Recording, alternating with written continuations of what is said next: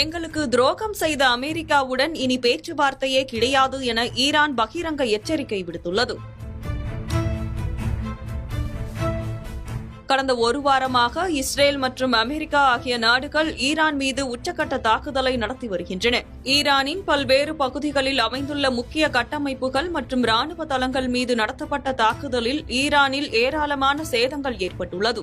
Israel மற்றும் ஈரானுக்கு பதிலடி கொடுக்கும் வகையில் ஈரான் மத்திய கிழக்கு நாடுகளில் அமைந்துள்ள அமெரிக்க தளங்கள் மீது தாக்குதல் நடத்தி வருகிறது. இதனால் ஈரானிய தாக்குதல்கள் Saudi Arabia, Oman, Qatar, Kuwait, Bahrain, Iraq, Cyprus ஆகிய நாடுகளை பாதித்துள்ள நிலையில் இந்த தாக்குதலுக்கு அந்நாடுகள் கடும் கண்டனம் தெரிவித்துள்ளதோடு ஈரானுக்கு பதிலடி கொடுக்கப்படும் என்றும் எச்சரிக்கை விடுத்துள்ளனர். இதனிடையே ஹார்முஸ் நீரிணை பகுதியை ஈரான் முடக்கியுள்ள நிலையில் இதனால் உலகளவில் கச்சா எண்ணெய் விநியோகம் கடுமையாக பாதிக்கப்பட்டுள்ளது. இந்த நிலையில் அமெரிக்கா மற்றும் இஸ்ரேல் இணைந்து ஈரான்